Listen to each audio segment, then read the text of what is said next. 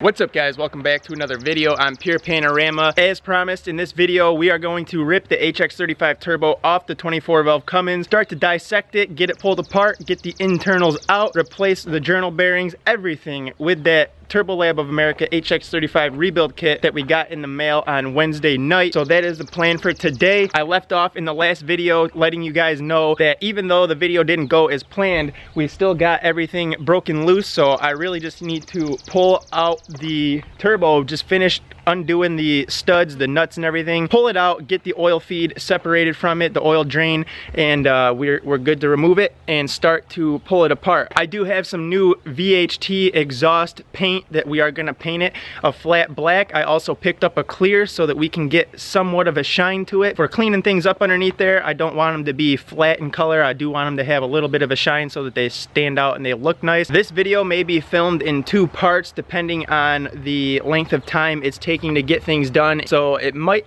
get split into 2 videos, which is just, it's better for you guys. It's more content, different stuff for you. I don't want to try and cram everything into 1 video and have a long video that nobody will be able to sit through and watch. But before we really get jumping into it and starting to get the turbo pulled off the exhaust manifold and out from underneath the hood, next weekend is the East Coast Diesel National Show down in, I believe it's Numidia, Pennsylvania. Starts the Friday the 21st. At this point in time, I am planning on going down there for the show, so I plan to be down there checking things out. I'll be there filming, doing whatever, and I believe that Greg A is actually going to be at that show too. I think he mentioned it a while back. So for anybody in that area or not far from there, if you can make it to that show, definitely do it. Maybe we can actually meet, we can kick it, we can walk the show a little bit and shoot the breeze, see what's going on there, and it'll be a fun time. So unless anything crazy comes up that I can't make it, as of right now, I plan to be there, and that's the announcement that I had for this video. Now let's get some work done on the 24 valve.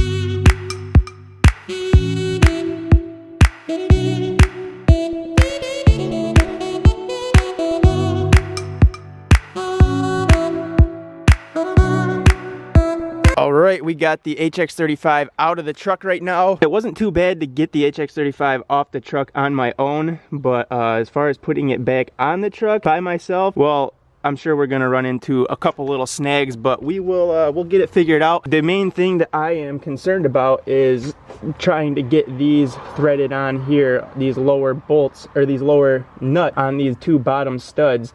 So we'll get it figured out. If I have to have the wife come out here and just hold pressure on it to hold it up there nice and flush so that I can at least get those started. This is the nut right here that I was telling you in the last video that was missing. So this thing completely worked itself loose and fell right off of there, but all the other ones were fine. So that's why I had to run to Home Depot last night to get a new nut for that. I'm actually gonna check those nuts right now to make sure that they will work, make sure I got the correct ones.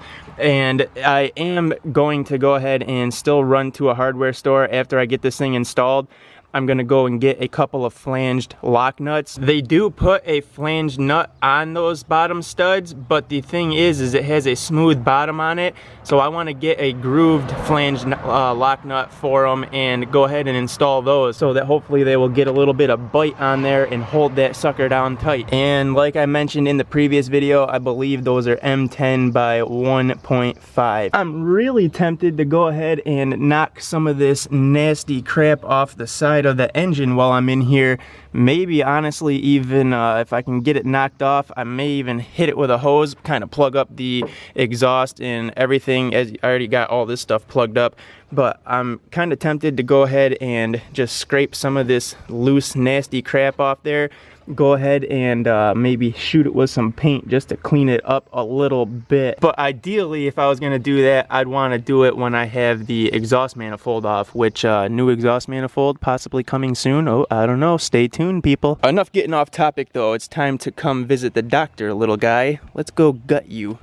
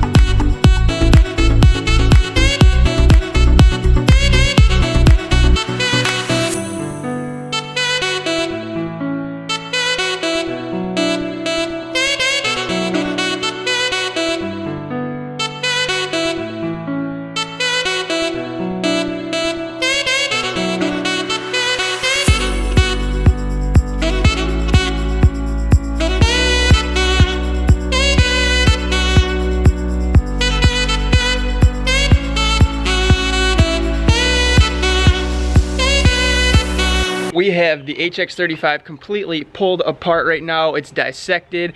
We are to the point where we can start pulling out the tiny little snap rings inside the bearing housing and removing the journal bearings to replace that, and then getting it put back together. The components that I'm pulling out didn't really look to be that bad. I mean, they are only 2 weeks old. They've only been run for 2 weeks. Somewhere in there, something is not right. Obviously, it's making a noise. So we're gonna put the fresh rebuild kit in it. Hopefully it clears that noise up. We don't have this trouble again. If for whatever reason we do run into the same issue again, then I'm gonna go ahead and take a guess that possibly the bearing housing, the center cartridge is bad on this thing, and what we're gonna have to do at that point is order in a new center cartridge and go that route. Put a new rebuild kit into a new center cartridge and see what that does for the turbo. Got our first coat of exhaust paint on the elbow and exhaust housing. You can see that flat black look, which is what I don't want. Yes, it looks much cleaner, but I do want it to have a little bit of a shine just so it looks nicer under the hood. I don't like the flat black appearance. I do have to flip that over. We have to coat it some more, a couple more coats probably on each of them, and then we will hit it with the clear and see if we can't make it look even nicer. Everything looks to be decent down inside here though. Our journal bearings are freely spinning. There is a little bit of movement in them, which is normal because the snap rings aren't going to obviously hold them tight. But it's tough to tell if these are really bad, and I would have to guess that they are because I don't see what other component in here would be making the noise that we were hearing. I'm not going to go too in depth with this as I start to put parts back into the HX35 because I already have an HX35 Turbo rebuild video on the channel, so go check that out. I will link to that in the description too so that you can find it easier and watch it. I will show you the Turbo Lab of America rebuild kit again up close so you can see all the new parts that we got, and I'll show you what parts are old and stuff in the turbo. We can kind of compare them quick, and I'll show you what we got in the diesel auto power kit compared to the Turbo Lab kit, and what parts I had to reuse when I used the diesel auto power rebuild kit.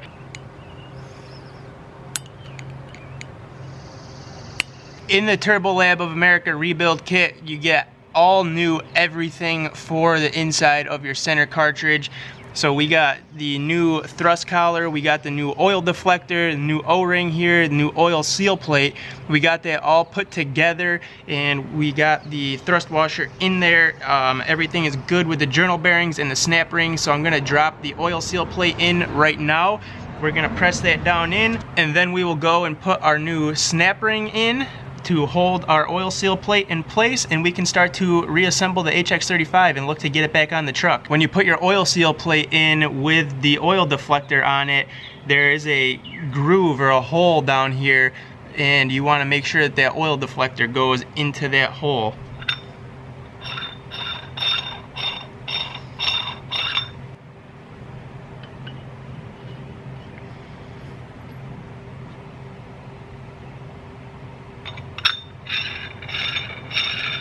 Is definitely a little bit tighter now and doesn't seem to have as much slop as it did when we pulled it off, so that is a good thing. No in and out, hardly any side to side, spinning nice and freely. We are going to finish getting this exhaust housing and exhaust elbow painted, get some clear coat on it so that it looks fresh, and then we will get it all put back together, strap the HX35 back under the hood of the Cummins, and we'll go ahead and take it for a test drive and see how she does. It's a shame that I had to pull that rebuild kit from Diesel Auto Power out of the HX35 because honestly the parts look to be in okay shape, but there was just something going on with it, so we had to be on the safe side and redo it, and now everything seems to be good. The tolerances seem fine. It has some nice good free spinning movement to it, and that's all we can do other than put it on the truck and see what it does at that point.